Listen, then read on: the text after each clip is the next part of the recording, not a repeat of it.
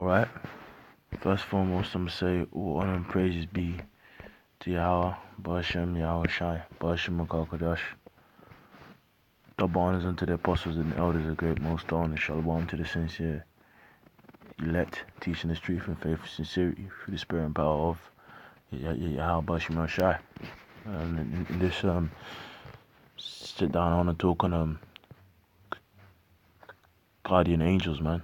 You know, because as the hopeful, the elect, we understand, the spirit world is all around us, man. And it's like, if we are of those men, we have a protection around us, man. And it's like, although we may go through trials and tribulations, we overcome them all because it is of the Lord's will, right? And then through the hand of His angels, we are protected, man. Right, through the blood of Yahweh Shai Himself, man. Right, this is Matthew 18:10. Take heed that ye despise not one of these little ones, for I say unto you that in heaven their angels do always behold the face of my Father which is in heaven. Right, so that just basically shows you that how it's important to treat brothers with respect, right? Because you don't know who's who in the spirit, right? You actually might esteem a brother as being low, or you might treat him as a certain way, but that man could be Obadiah, man, in the spirit, right? But the point really wanted to hit here is that like our so-called guardian angels, basically update the Heavenly Father of our state of affairs, man. Because what does the scripture say? All right, this is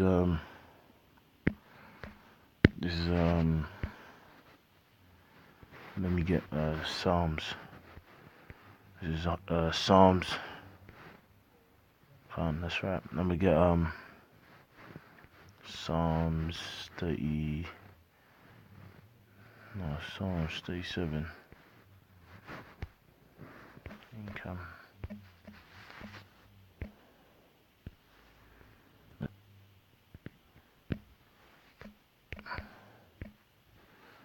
This is Psalms 34:7. The angel of the Lord encampeth about round them that fear him, and delivereth them.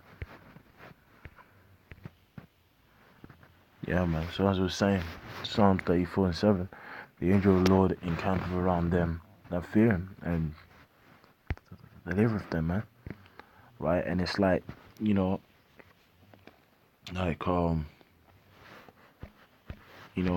that's a thing that's throughout the scriptures, man. Right? Because it's like, essentially, speaking in that time of trouble, that time of tribulation that's about to come upon earth, right? The Lord might endow, the Lord will, endow certain men of the Lord with spiritual power, right? Or he just might, have an angel come and protect you, man, right? And there's countless examples in the scriptures of angels, protecting the men of the Lord. The first account I'm gonna get here is in Kings, right? This is when Elisha was with his servant, man, right? This is 2 Kings 6:13, and he said, "Go and spy where he is, that I may send for and fetch him." And he was told him, saying, "Behold, he's in Dothan." Therefore sent he hither horses and chariots and a great host, and they came by night and compassed the city about. And when the servant of the man of God was risen early and gone forth, behold, an host compassed the city with horses and chariots. And his servant said unto him, Alas, my master, how shall we do? And he answered, Fear not, for they that be with us are more than they that be with them.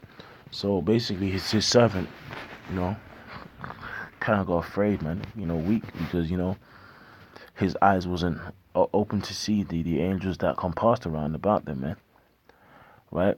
And this is spiritual, there was basically a host of troops coming against him. But Elisha here is about to explain, look, man, those who are with us are coming here to protect us, man. And essentially that time of trouble, right, that time of tribulation that's about to come upon this earth, we will experience that same thing. But that's why the scripture says, whatsoever thing is written for aforetime is written for our learning, that we through patience and comfort of the scriptures, we might have hope, man. Because we might see a flood of troops approaching our house to come and torture us and take us away. But in that time, stories as these will actually give us that comfort to know that, hey, man, if we be those in men, the Lord is with us, man. So this is verse 16. And he answered, Fear not, for they that will be with us are more than they that be with them. And Elisha prayed and said, Lord, I pray thee, open his eyes that he may see.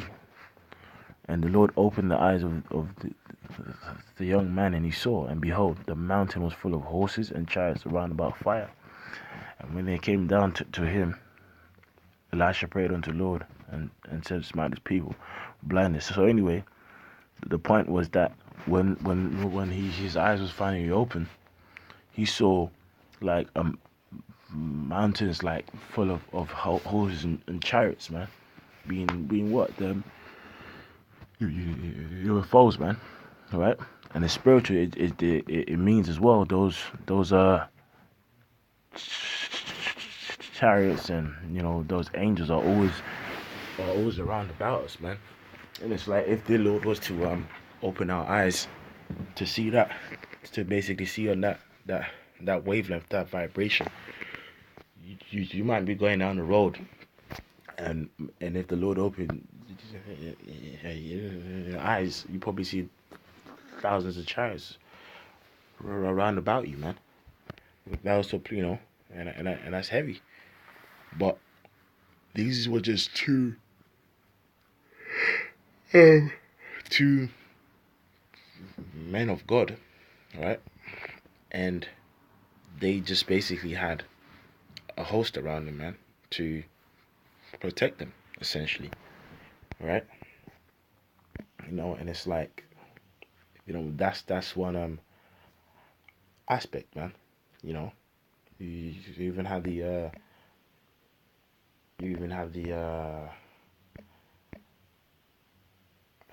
what's that? Habakkuk is spelled like that. Habakkuk is spelled like that in the Apocrypha. You even had the story of Daniel, man, in the lion's den, right? This is the story of Bel and the dragon, man, when Daniel got cast into the lion's den, right? But he basically made a dragon explode. But I'm gonna just read from verse Bel and the dragon, verse 26. But give me leave, O king, and I shall slay this dragon without sword or staff. Then the king said, I give thee leave. And it shows you that dragons exist, man. Then Daniel took pitch and fat and hair and did seed them together and made lumps thereof, and this he put in the dragon's mouth, So the dragon burst in asunder, and Daniel said, "Lo, these are the gods ye worship." And when they of Babylon heard that, they took great indignation and conspired against the king, saying, the king is become a Jew, and he have destroyed Baal, and he have slain the dragon and the priest, and put the priest to death. So they came to the king, right, and said, "Deliver us, Daniel, or else we will destroy thee and thine house."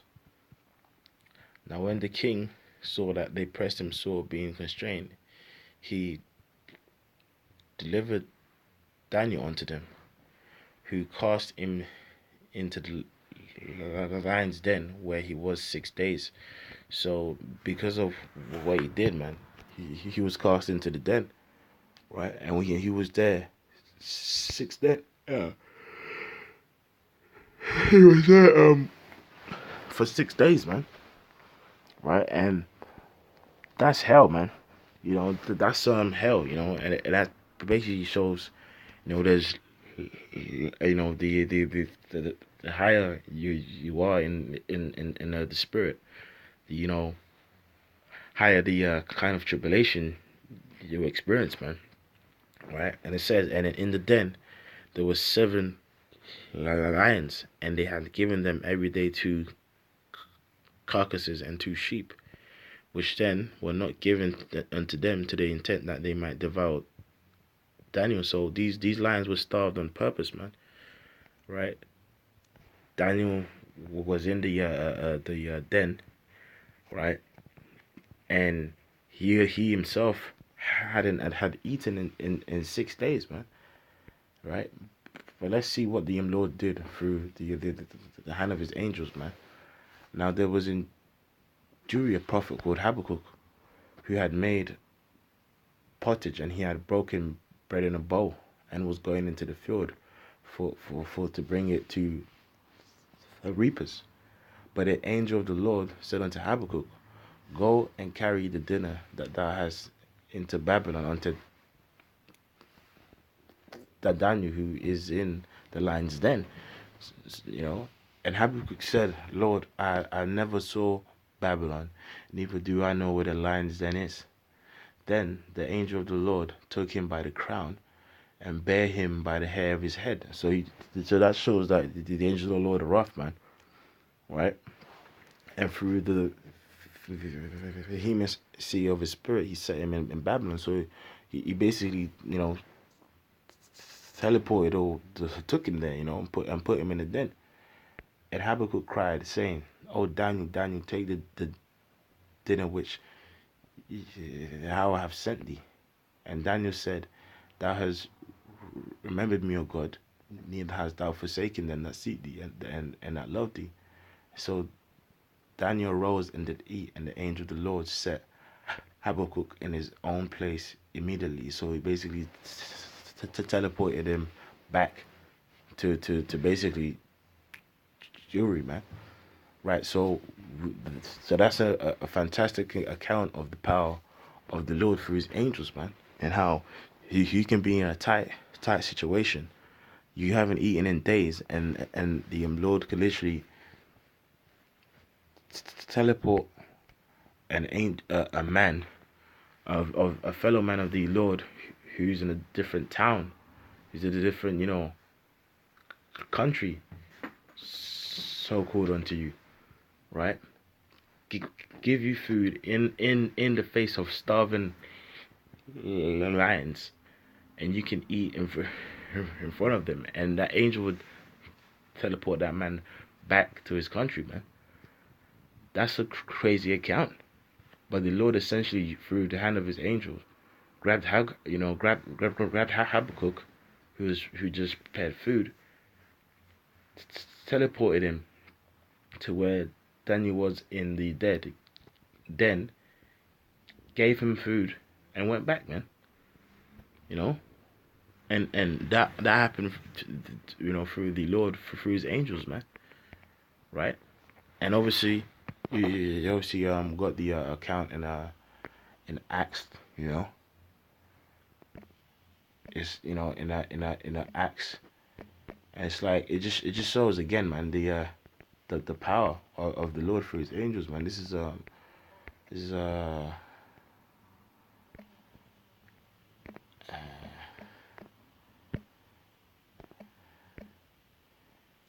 what's some